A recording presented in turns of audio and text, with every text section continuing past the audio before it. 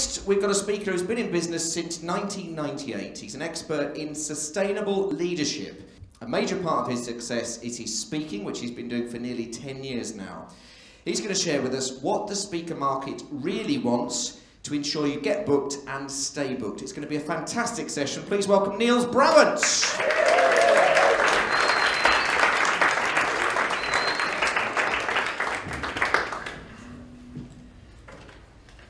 So there are good news and bad news. Shouldn't be too surprising. German guy on stage speaking to lots of people normally is bad news. We're doing this study now for nearly 10 years, and what we're looking at is why are some speakers booked out for a couple of years and others are not. The whole start of it was when a UK company approached us and said, we think that speakers are of no value. That was the phrase. So the first title of the speaking study was, do we really deliver value? So the good news is, yes we do. Their problem was that they said, we spend lots of money on speakers, but they get rated about 7 out of 10. So we just asked some professor from the university across the corner, they show up for a bottle of wine. They may be boring, but they actually show up for free. So with the first study we could prove that we actually do deliver value. The huge problem is that lots of speaking businesses are not run properly, and they do not align at all to what the market needs. Just to give you some numbers, is the speaking market growing? Yes it is. That's good news. Yes, correct. Thank you. Thank you. It's always good to me. As a scientist, you always rely on outside confirmation. Who needs data? Being politely heckled is always welcome.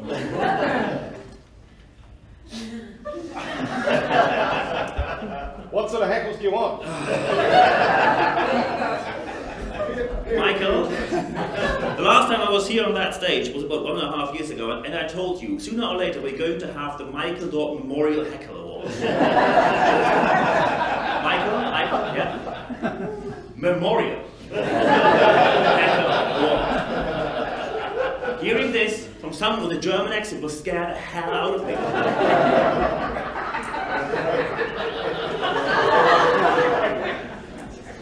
Very good, that's very good. Thank you. So the market is growing by 4%. The paid speaking market is growing by 4%. That is more growth than the economy had, and that's actually a good thing. Here's the bad news. The unpaid speaking market from 2016 to 2017 grew by 42%. That's the largest hike in unpaid speaking we had for the whole time we are doing this study. What's the reason for that? Just to give you some numbers, in the UK we have about 68,000 people who call themselves trainers, speakers, coaches, mentors, or someone who does something which is sort of speaking. So you're competing with 68,000 speakers, or people who speak. As you all know, we are the Professional Speaking Association, not the Professional Speakers Association. So we have people who do not speak to make a living from the speaking, but to gain business from it. From these 68,000 people, 45,000 are living or approaching or selling to the London area.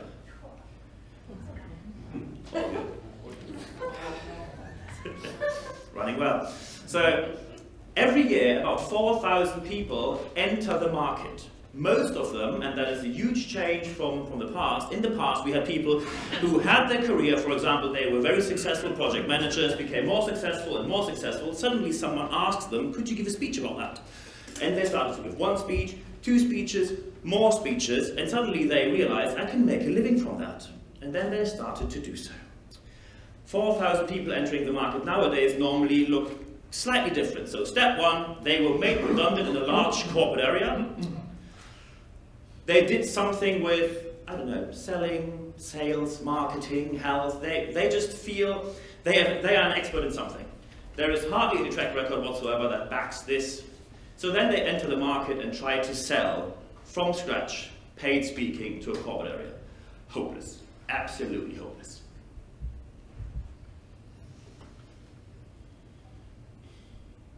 So how come that some people still are paid? And by the way, from these 4,000 people, 2/3 do not survive the first year in business. 2/3 go back to some sort of either interim management position or they go back to an employed position, so they leave the market. But we have more people entering the industry than leaving the industry. And one reason for that is that more and more speakers offer classes for speakers.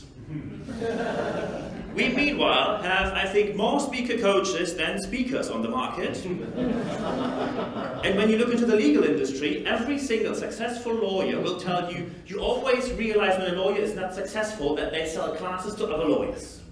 Because lawyers are busy doing work for their clients, their mandates. Speakers who only sell to speakers are no role model to follow up. Unfortunately, when I speak to speakers, they nod and then they say, but on Saturday I have this amazing free event, and I'll just give you an example. Speakers are, for whatever reason, not open for facts, even if they are blindingly obvious. Just an example for that. I was approached, so I stayed at a hotel in London, and I saw there is one of these wealth workshops. I'm not going to give you any other word on that, because then you would know which wealth workshop it is. And I just stood there, and one of their staff approached me and said, oh, are you a speaker? Because there was a huge poster out there, become a wealth speaker, 10 grand per day, the typical stuff. And I said, yes, I am a speaker. And they said, it's a free workshop, do you want to join? And I said, well, it could be useful for the study. I have an hour to wait, because as usual, the guy from the UK I want to meet is late. That's a sort of core competency in the UK, not the Is this the Niels Brabandt Memorial speech for us?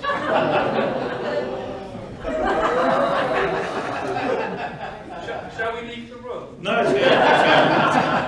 There's only one truth. A funny German happens as often as a sophisticated Australian. You planned that yesterday. So I went into that workshop, and it turned out I was sitting in the back, and suddenly the speaker on stage said, we're talking about opportunities. And there are people who take opportunities, and the gentleman in the back just spontaneously went in because he saw the opportunity. Would you please go on stage? And I just thought, you don't know me. So they brought me on stage, gave me the microphone and said, what do you think of all this? So I took the microphone and said, well, I think that's one of these free speaking workshops of people who actually do not have any appearance in the real world speaking market, and tried to rip off people on selling cheap workshops with a shortcut that doesn't exist. Got cut off, got sent off the event, surprisingly. And immediately I knew why it's good to be German, because feeling offended doesn't exist. Just do it to people. It's like when people in the UK do this to tut at someone. Yeah. So for you it's like 9.5 out of 10. For Germans that's 0.5 out of 10. Someone asked me, what's 9.5 on a German scale? I can tell you, we invade your country. Sorry.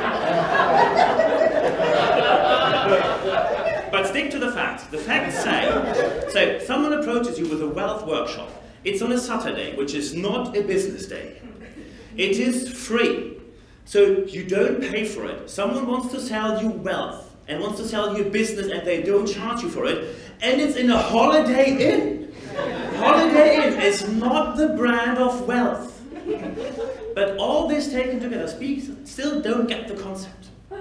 The number one thing, and now I'm quoting Lee Warren, because he said that in the PSA Facebook group, speakers always start from, this is what I want to say. You need to start from, what does my audience need to hear? The starting point is wrong. No one is waiting for you. No one is waiting for you to show up, and there is no shortage of speakers anywhere in the world.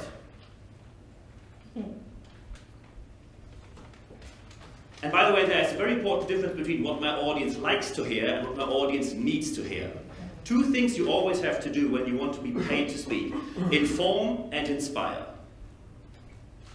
So content-only speeches, we don't have any Germans in the room, I think? No. Content-only speeches, which are very common in Germany still, do not sell well. So you have to be very sure what is the offer you make. And there are different ways how you can get paid speaking gigs. The first thing is when you think about pricing, it is not relevant what it costs you to deliver a speech. It is not relevant what it costs the client to deliver the speech. The approach is called value-based pricing. What is the value of the solution you deliver? And often, the value of what we have seen is very low. Because people say, people will be more motivated afterwards. Great. Or people say, you will have a happier staff afterwards. Amazing. So, I'm just picking someone from the audience. You speak about? Sales. Sales. Yeah, there are only about 500,000 people in Europe who speak about that. So, what's the benefit of what you speak about? They'll sell more and keep customers longer. So, how do you make that happen? I give them skills, tools, and tips, and I motivate them to go out and sell more. So let's say I am a fitness brand, Okay.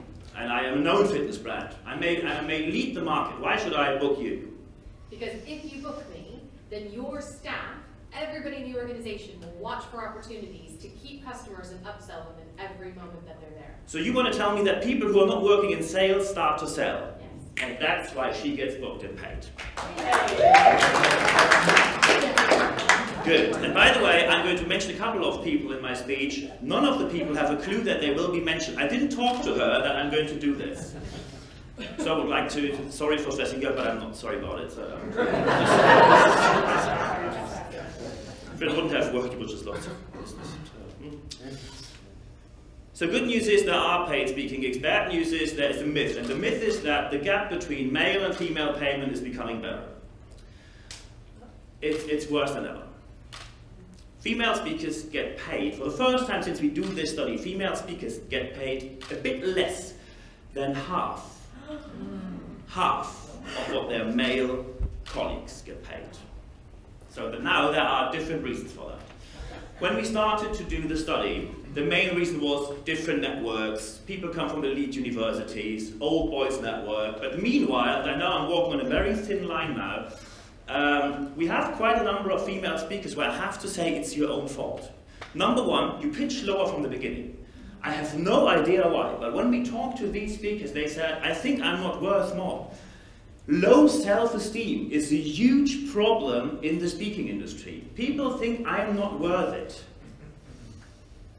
So people start to give £1,600 presentations to HSBC because they got negotiated down and they hope there will be business afterwards. It's a multi-billion-pound bank. You're asking for money that is not even pocket money for them. There is no difference for them in between 1,600, 5 grand or 10 grand. So stop to negotiate your fee down. And fortunately, we finally have someone at PSA who did exactly that. Stand your ground with your fee, stand your fee. And that person is Joy Marston. She gave me a call, and after she heard my speech last year, Staffordshire, she started to say no when people said, we don't have budget for you. Can you get a bit cheaper? And she just said no. And she said 11 out of 12 clients who did that came back to her, and suddenly they found budget. Found budget. That is something which you only have in the UK, and we have it a bit more west of here as well. It's called the magic money tree. Something that obviously only exists in the UK. When people want to pay you to speak, there is hardly any difference if you negotiate or if you do not negotiate. They want you or they don't. When someone wants to negotiate your fee down, it's their job to do that. So when you, for example, talk to a purchasing department or to someone from HR, they often get told, could you please ask if they would show up for less, but if they don't, book them. Stand your fee. Negotiating does not make any sense. If you do free speaking and you think you can earn something afterwards, if you have a service which is based on selling completely different services, especially online service or services where you don't really have to work for, if you want to do free speaking and you think you sell something afterwards, you must be very sure that the audience is completely tailored to your needs and has money to spend. Martin Limbeck, the leading German sales expert, says, when an event organizer has no money, the same applies to the audience. And science backs that. When they can't pay you, there's no business in there afterwards. Chris Davidson spoke to a very well-known CEO group organization. He regretted it afterwards because when he actually was approached by one of the CEOs in that group and he was asked to do a full-day presentation class, The CEO said, I know it's going to be more expensive, so I'm really willing to pay £600, £800 for a full day when you come down to London from West Kirby up north, close to Liverpool. So when you go in low fee, you have a low fee audience. And the next problem is, especially in the UK where networks are very neat, people talk to each other. We had numerous cases where people said, I recommended you to person X, and suddenly you call them, and then they said, well, I already talked to that person, and I know you do it for £800. No way to get away from that. You did it for no money, you get referred to no money clients. You do it for little money, you get referred to little money clients. When I get approached by companies to speak for them, at least 1 out of 5 says no and stays with a no due to the fee I asked for, and I can live with that. You just need enough contacts which are relevant to what you want to sell. And now, how do you get paid gigs? How do companies decide who to book and who not to book? Just a question. How many of you are speaking to make the world a better place? Okay. No client ever asked for that. Not a single one. It became a cliche in our industry. Oh, I'm here to make the world a better place based on a 10 grand fee. Yeah, that sounds completely logical. Yeah. No. When people see you are not running a professional business, they don't trust you. They don't see that you can add value to serious business people. So the number one way how to get, and Libor is again a perfect example for that. Do you have a newsletter? Do you do cold calling? Nothing of that. And you're booked out. Do you have a sales team hired for you? No. So number one is networking, and that is extremely important in the UK. For me, that was a huge change. Because networking is something which needs to be done professionally, and two people we have at PSA who are here to help you. Number one is Will Kintish. Will Kintish offers free networking classes for every single member of PSA UKI. You're sitting in the same class other people pay for, so you're surrounded by people who paid £300 for a day, and you get it for free. So to all the people who were thinking about, should I join PSA, yes or no? The answer is yes, because PSA is a network. Always better to be a part of a network than being outside of it. Quality networks. Number two, Andy Lopata. He wrote a book named Recommended. My company does word by word what is in that book. We follow it religiously. So Will Kintish wrote a book called Business Networking, and Andy Lopata wrote a book which is called Recommended. The important point for speakers is buy the book, and here comes the important point, read it. That's what most speakers don't do or struggle with. Sorry? Kintish. K-I-N-T-I-S-H. That's why he always says you have been Kintished. He's the only speaker I know who did that successfully over the industry. So we had people in interviews who told us we were Kintished, and they had no idea that I know Will. So we did that very well. Kintish. Lopata, L-O-P-A-T-A. Lopata. So. When are these networking lessons with Will? Kintish.co.uk, I think, is his website. Just Google is your friend. So number two, and that's the second best way how you get paid speaking gigs, you need testimonials, and here's the important point. Testimonials tailored to your audience. I give you a good example for testimonials that bring in business. I'm going to mention the name of the speaker, and I asked him before if he's fine with that, and he is. So 3 testimonials, and I want to have your reaction, the first and the second place. Graham Davies is the most gifted speech and presentation coach in the country. He is incomparably good. Second testimonial. Graham Davies has an exceptional understanding of the challenges of speech making. He also understands how to focus speech writing efforts to get the maximum results in the quickest time. Third testimonial. Over several years, Graham's skills have had a huge positive impact on the way I speak in public. I am never without his wise counsel. Do you think these testimonials are helpful? Were they all written by Graham Davies? Sorry? Were they all written by Graham Davies? No. Just throw something at him sooner.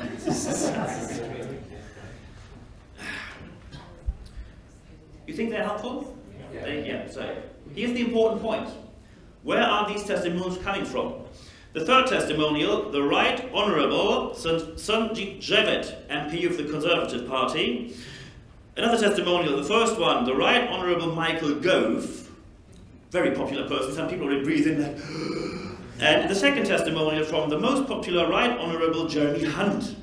So 3 people where, meanwhile, in these 15 seconds, your impression of Graham Davis will completely have changed. And some will say, I'm never going to work with that person.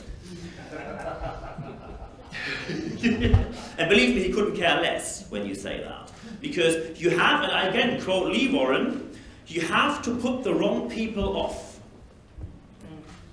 Because most speakers say, we need to make a change, and it was last month where we were all sitting here, we had this panel, and people said, we need to stop cut funding on art, and we need to put more money into libraries, and the same people, and some of them are in this room, the same people tell me, you can't put your political opinion on Facebook or anywhere on social media, because it may put people off who book you. And that is the worst advice you can give to any speaker. You can't raise a profile on a maybe.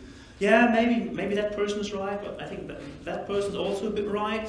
Your profile is based on having a very clear point of view on a couple of things, and politics is one of them. So when you go on the Facebook profile of Lee Warren, he doesn't hold back with his political opinion, which is, I don't think, that much of a Tory political opinion. It's pretty much the opposite of it, maybe. So your opinion has to be very clear, and most, especially when we had recent changes, for example, in sales, the GDPR will change how people do business. And lots of speakers told me, yeah, I'm not going to put my message out there because I don't know how my client is going to react, so I'm going to wait for a bit. Whilst you are waiting, others get the business. You need a very clear point of view. Alan Stevens always says, be controversial but not argumentative. And that's spot on. But if you're not controversial, name one famous person you know who is not controversial. Singer, musician, comedian. Some people only made their whole profile on being controversial.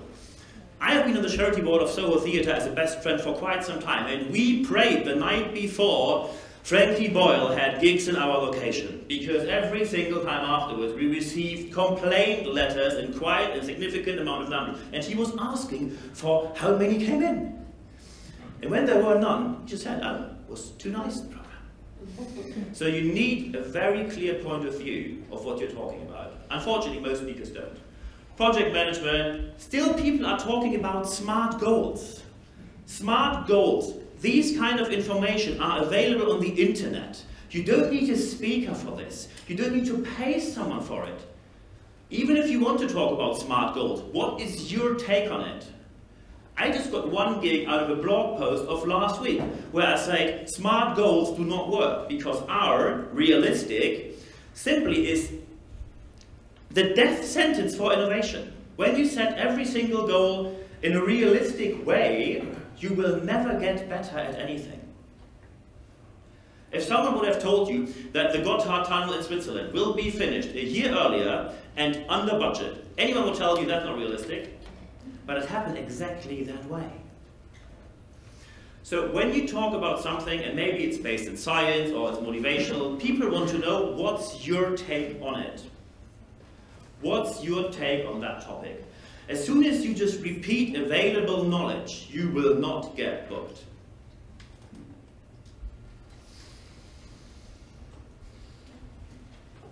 And to know how to do it well, here's bad news. You have to invest in yourself. Something which you always tell your clients that they should do.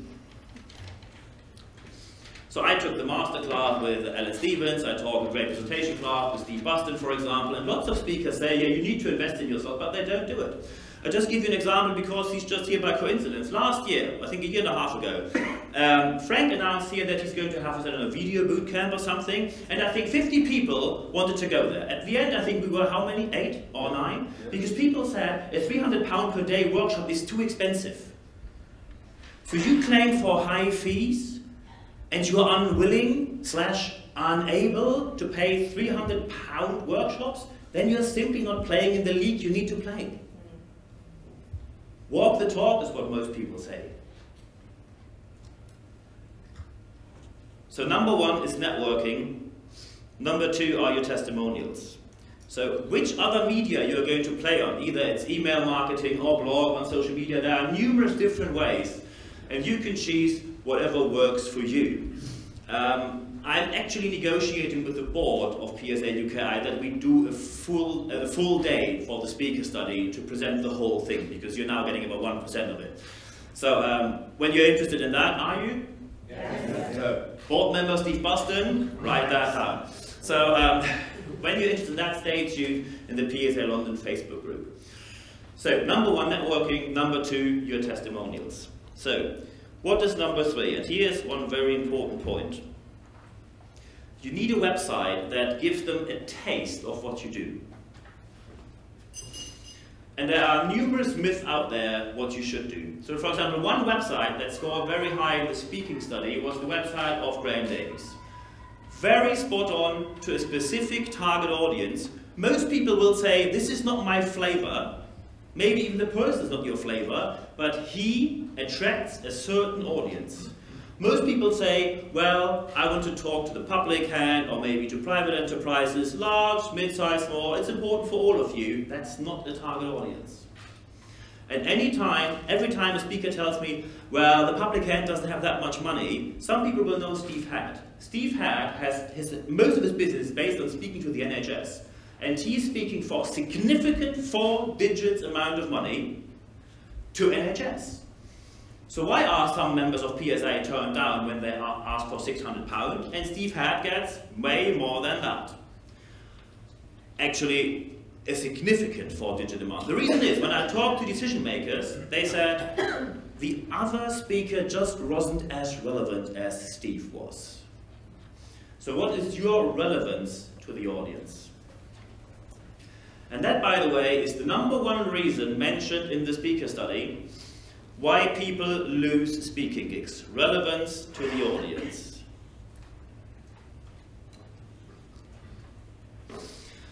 To become more relevant, there is a book you should read. It's written by Heather Townsend, PSA member. Heather Townsend and John Baker wrote it together. It's called The Go-To Expert.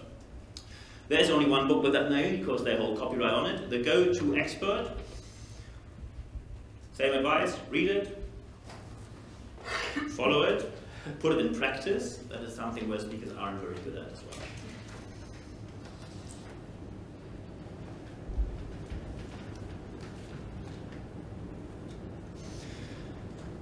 So now people often ask me, what are specific numbers about the speaking industry? And now there's something I really don't want to generalize, but when you want to have a hint where the speaking industry goes to, when you want to charge at the top 1% of the market, the top 1% is £5,000 for a speech. That's the top 1% in the market, as long as you are a non-celebrity speaker. A non-celebrity speaker charges about £5,000 when you're on the top 1%.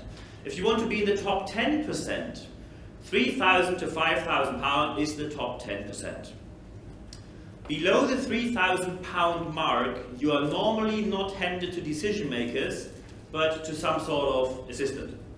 Someone is talking to you, who will then talk to someone, who will then talk to someone, and then present it to someone else. So the whole fascination you create in the first place will get lost throughout the process. And this is why I tell people, do not speak for less than £3,000, because suddenly you talk to people who are only indirectly connected to the decision-making process. It is better to lose a couple of clients on low fees and win others on high fees, because normally, and that's what clients people ask for, when you were a great speaker, they ask you for doing workshops, coachings. Especially coaching is becoming more and more relevant because it can be done via the phone or via Skype. And then we get to one thing which is also strongly growing, especially in my business as well, and that is virtual speaking.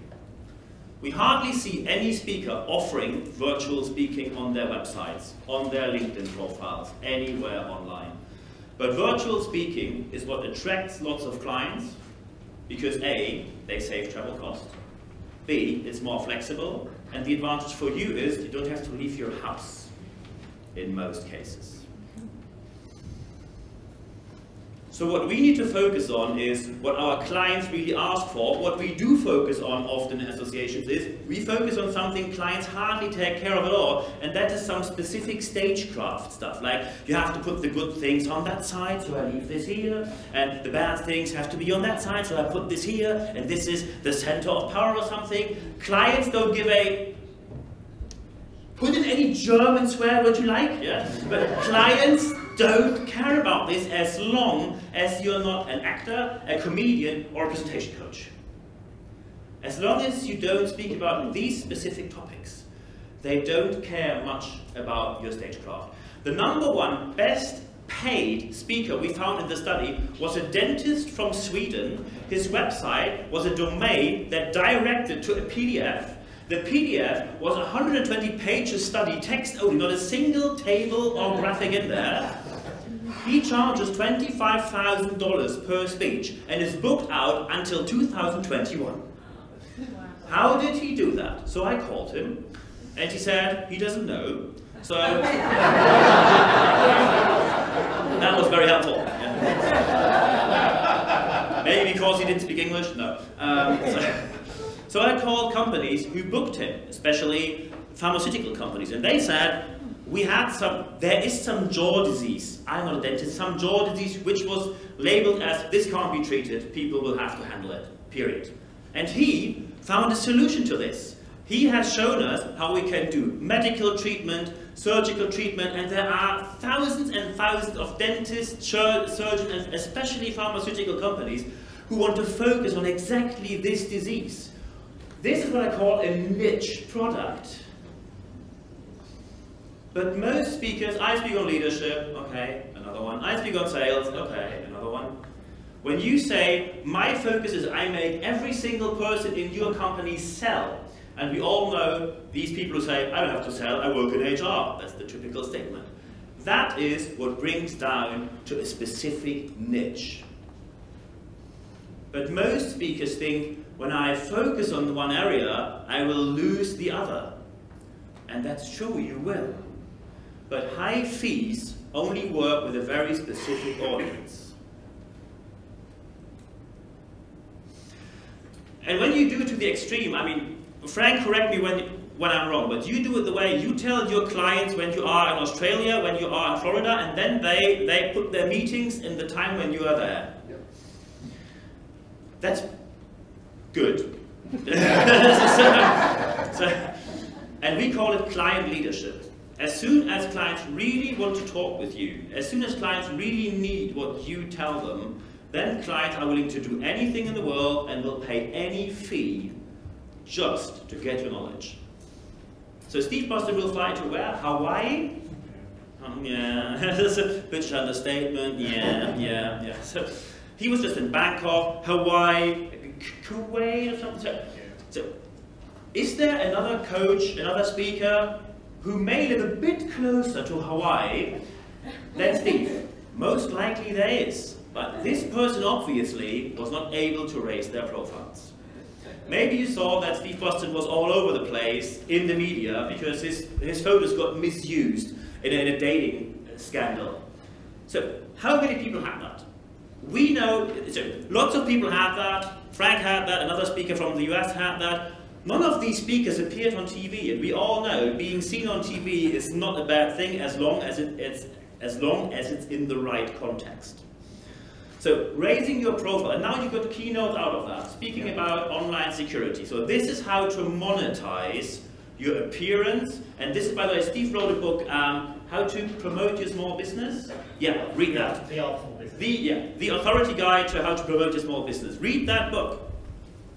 Because he is doing what he talks about. And most speakers are just desperately trying to get any kind of speaking gig, and then they end up doing unpaid speaking. Unpaid speaking to get paid speaking afterwards is something that does not make sense at all. And as a professional association, we need to end this. We need to label it as non-compliant with professional behavior. I know that's very German.